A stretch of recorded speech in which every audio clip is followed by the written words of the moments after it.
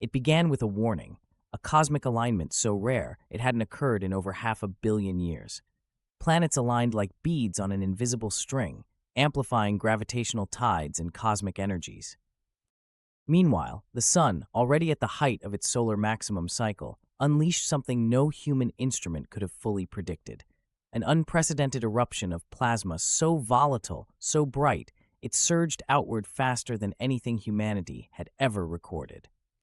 But the people who might have seen it coming, the astrophysicists and solar scientists at NASA, had been silenced months earlier. In a sudden and widely criticized decision, Washington had gutted NASA's Solar Observation Division, calling it unnecessary spending. Former President Donald Trump proudly proclaimed, "We've got computers to do all that stuff. We don't need bloated scientists telling us about sunshine." And just like that, the experts who had spent decades warning about such a possibility were out of the equation. 6 hours. The plasma's jet streams moved faster than anyone had imagined, faster than the standard 8-minute warning time for regular solar flares. By the time amateur space photographers began noticing bizarre flare patterns surging from the sun, the damage was already on its way. The plasma jets raced across the void toward Earth, riding the solar wind at unimaginable speeds. And in every corner of the planet, warnings were dismissed as hoaxes or hysteria. At the International Space Station, a live broadcast of a routine experiment was suddenly interrupted by chaotic shouting.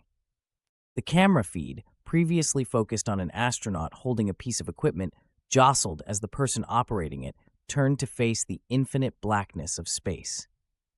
There it was, the plasma, golden rivers of fire, arcing and spiraling in the cold vacuum. They writhed like serpents, impossibly fast, so blinding that even the protective visors couldn't shield the astronauts' eyes. From behind the static-filled audio, someone screamed, "It's heading straight for Earth!" And then the feed went dark. Shortly after, on the ground, Elon Musk's private control center erupted into chaos.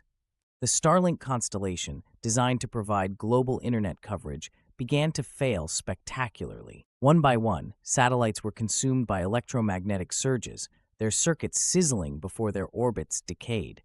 The first deorbiting satellite slammed into a crowded plaza in São Paulo, sending debris and panic into the air. Others followed: London, New Delhi, Los Angeles, machinery falling like meteor showers as humanity began to understand the scale of its vulnerability. When the plasma finally hit Earth, it was not a silent arrival. Vast jets of incandescent fire lanced through the atmosphere, leaving trails of ultraviolet light so bright they burned shadows into concrete. The sky transformed into a violent swirling canvas of oranges, reds, and whites. Trees evaporated in an instant.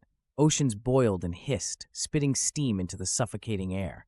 Buildings twisted and melted, their steel frameworks bending like soft wax.